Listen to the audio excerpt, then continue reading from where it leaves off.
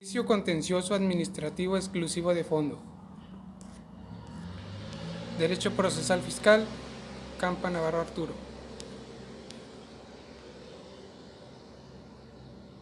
Una de las facultades que tiene la autoridad fiscal es la implementación de acciones para cerciorarse y confirmar que los particulares o sus representantes cumplan con las disposiciones fiscales y aduaneras. Entre esas facultades están la realización de auditorías fiscales, que pueden ser revisiones electrónicas, revisiones de gabinete y visitas domiciliarias.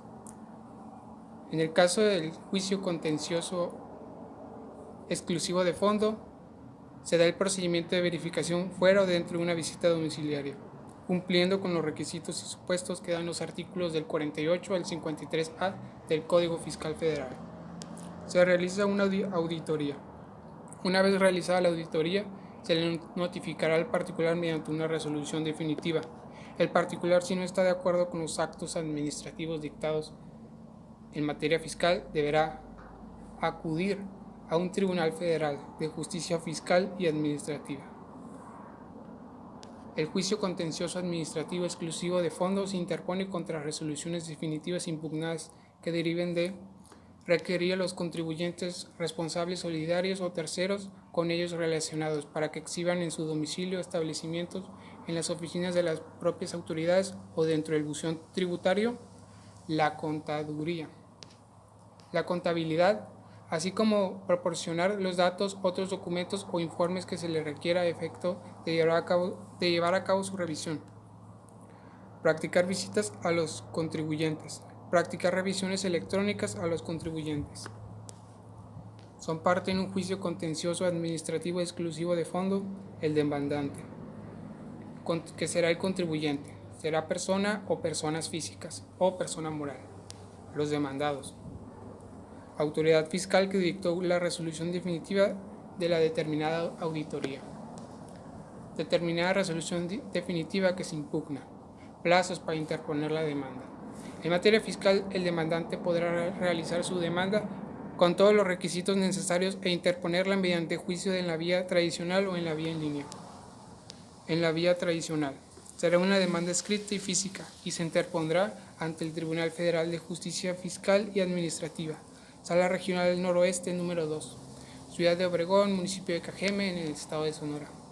En la vía en línea, las demandas se interpondrán de manera digital mediante el sitio web Sistema de Justicia en Línea. Para el caso de que el demandante no manifieste su opción al momento de presentar su demanda, se entenderá que eligió tramitar el juicio en la vía tradicional. La demanda deberá presentarse dentro de los plazos de 30 días siguientes al día en que surtió efecto la notificación de la resolución impugnada. El demandante, una vez elaborada su demanda y escrito de la demanda, y éstas cumplan con todos los requisitos, deberá interponerla ante el Tribunal Federal de Justicia Fiscal y Administrativa. Una vez interpuesta la demanda, el magistrado instructor podrá admitir o desechar la demanda. El magistrado instructor podrá admitir o desechar las pruebas que ofreció el demandante. Cuando el demandante, al interponer la demanda y demás documentos, incurre en olvidar anexar a la demanda determinados documentos, el magistrado instructor dará un plazo de 5 días siguientes de notificar al demandante de su omisión, para que en el plazo anexe todo lo que omite en su interposición. En caso de que el demandante incurra en no anexar extemporáneamente lo faltante en cuanto a copia simple de la demanda, documento que acredite la personalidad del demandante, el documento que conste la resolución impugnada, constancia de la notificación de la resolución impugnada, se tendrá por no presentada la demanda. En caso de que el demandante incurra en no anexar extemporáneamente lo faltante en cuanto al cuestionario firmado por el demandante para el desahogo de la prueba pericial, el interrogatorio para la prueba testimonial o las demás pruebas documentales, se tendrán estas por no ofrecidas. En caso de que el magistrado instructor admita la demanda, también admitirá las mismas pruebas que se ofrezcan en la misma demanda y escrito de demanda.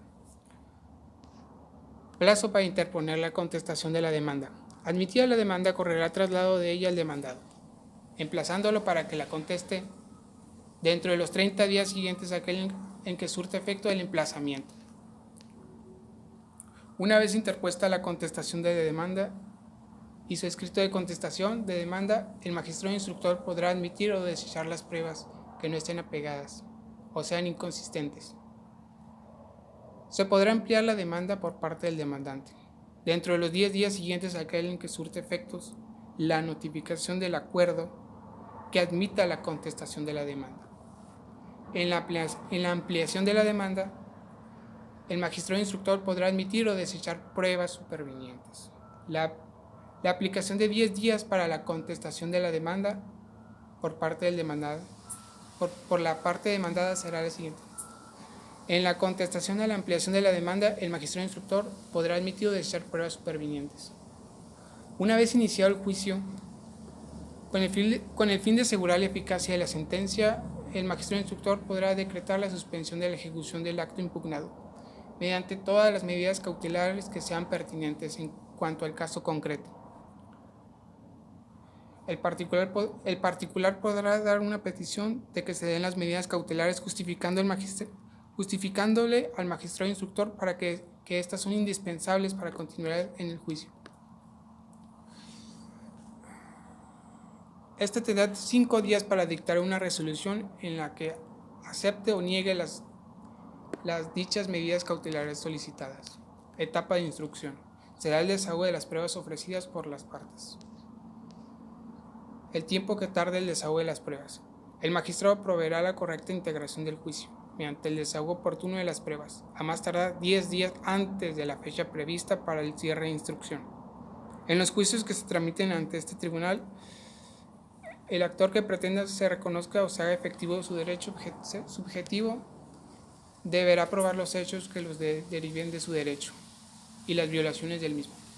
Las pruebas supervinientes podrán presentarse siempre que no haya dictado sentencia.